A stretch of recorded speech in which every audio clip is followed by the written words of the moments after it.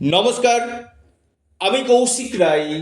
সকল দর্শক বন্ধুকে আন্তরিক অভিনন্দন, শুভেচ্ছা জানাই। বৃষ রাশি, আপনারা একটু নোট ডাউন করুন। বড় কিছু ঘটনা আপনার সাথে ঘটতে চলেছে 11ই মার্চ টু 31শে অক্টোবর 2026। বৃষ রাশির ক্ষেত্রে বড় পরিবর্তন আসতে চলেছে।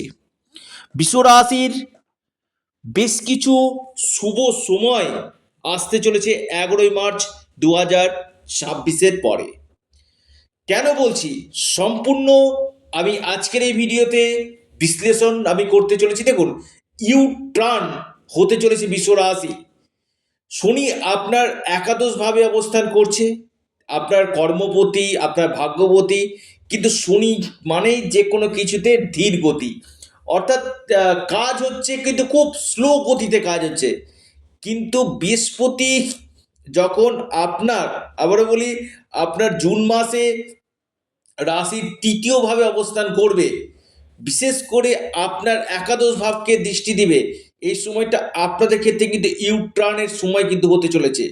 দেখুন, সামনে বছর অর্থাৎ 2027 সাল থেকে আবার আপনাদের শনির সাড়ে সাতি শুরু হয়ে যাচ্ছে। অর্থাৎ আর বেশি দিন কিন্তু বৃষ রাশির সময় কিন্তু নেই। অর্থাৎ এই যে 12 বছর পর যে আপনাদের যে গোল্ডেন টাইমটা, আপনারা অবশ্যই অ্যাচিভমেন্ট করে নিন, কারণ সময় কিন্তু খুব বারবার আসে না। এই 12 বছর পর আসছে, আবার 12 বছর পর এই বৃহস্পতি কিন্তু আপনার রাশির থার্ড হাউসে অবস্থান করবে, যার শুভ ফল বৃষ রাশি কিন্তু পাবে। এবং শনির সাড়ে সাতি বর্তমানে নেই, কিন্তু 2027 সাল থেকে আপনাদের শনির সাড়ে সাতি শুরু হয়ে যাচ্ছে। তার জন্য অবশ্যই এই সময় রেমেডি করা অবশ্যই দরকার রয়েছে। আবারও বলি, শনি আপনার জন্মকুণ্ডলিতে কেমন রয়েছে, আপনার কর্ম কেমন রয়েছে। শনি বেসিক্যালি রেজাল্টটা দেয় আমাদের কর্মের উপর। শনি আপনার প্লেসমেন্ট কেমন রয়েছে, এই জায়গাগুলো কিন্তু দেখা একান্তই দরকার রয়েছে। দেখুন, দ্বিতীয়ভাবে যখন মার্গী হবে, আমি বলবো আপনাদের অর্থনৈতিক জায়গা, যে অবস্ট্যাকেলসগুলো চলছিল, সেই অবস্ট্যাকেলসগুলো আপনাদের কাটবে। ফিনান্সিয়াল জায়গায় আপনাদের গ্রোথ আপনাদের হবে। পাশাপাশি কর্মকেন্দ্রিক সমস্যাগুলো আপনাদের কিছুটা কাটবে। অর্থাৎ নতুন কোনো জব আপনি পেতে পারেন। অর্থাৎ যাদের ক্ষেত্রে ট্রান্সফার চাইছিলেন, এই সময় ট্রান্সফার হয়ে যাওয়ার সম্ভাবনা রয়েছে। বা প্রমোশনটা আটকে ছিল, এই সময় প্রমোশন হয়ে যাওয়ার সম্ভাবনা রয়েছে। বা ভালো একটা কোনো আপনি সার্ভিস এই সময় কিন্তু পেতে কিন্তু পারেন। এবার আসি বৃষ রাশির ক্ষেত্রে তৃতীয়ভাবে। দেখুন, তৃতীয় ভাব হচ্ছে আমাদের অনলাইন মার্কেটিং, সাহস, পরাক্রম। এই এই সময়টাতে আমি বলবো, যারা অনলাইন কাজ, যে কোনো অনলাইন আপনি প্ল্যাটফর্মে থাকেন না কেন, এই অনলাইন থেকে আপনারা কিন্তু যথেষ্ট বেটার রেজাল্ট আপনি করবেন। অর্থাৎ অনলাইন প্ল্যাটফর্ম থেকে আপনার ইনকাম সোর্স আপনাদের বাড়বে। যারা জ্ঞানমূলক কাজের সঙ্গে যুক্ত রয়েছেন, বা আপনি ট্রাভেলমূলক কাজের সঙ্গে যুক্ত রয়েছেন, অথবা আপনি কোনো এডুকেশন সঙ্গে যুক্ত রয়েছেন, অর্থাৎ আপনি অ্যাজ এ টিচিং সেক্টরে রয়েছেন, খুব ভালো রেজাল্ট আপনাকে দিবে। এবং এই যে থার্ড হাউসে যে বৃহস্পতির অবস্থান, আমি বলবো আপনাদের সাহস, আপনাদের এনার্জি, আপনাদের পরাক্রম এই সময় বৃদ্ধি কিন্তু করবে। এবং থার্ড হাউসে বৃহস্পতি অবস্থান করে আমি বলবো আপনাদের কমিউনিকেশন ফিল্ডের সঙ্গে যারা যুক্ত রয়েছেন, বৃষ রাশি, কমিউনিকেশন ফিল্ডে আপনারা কিন্তু বিশেষভাবে শুভ ফল এই সময় কিন্তু পাবেন। অর্থাৎ জুন টু 31শে অক্টোবর 2026, এই সময়টা কিন্তু আপনাদের ক্ষেত্রে একটা খুব শুভ সময় বলা যেতে পারে, যেটা আপনাদের ক্ষেত্রে একটা গোল্ডেন টাইম নিয়ে আসতে চলেছে। দেখুন, বৃষ রাশির ক্ষেত্রে তৃতীয়ভাবে থেকে আপনার সপ্তম হাউসকে দেখছে। দেখুন, সপ্তম হাউস মানে আমাদের বৈবাহিক জীবন, বিবাহ, ডেলি ইনকাম, বিজনেস। আমি বলবো যারা পার্টনারশিপ বিজনেস করতে চাইছেন, বৃষ রাশি, এই সময় আপনাদের পার্টনারশিপ বিজনেসের ক্ষেত্রে যথেষ্ট বেটার রেজাল্ট আপনাদের দিবে।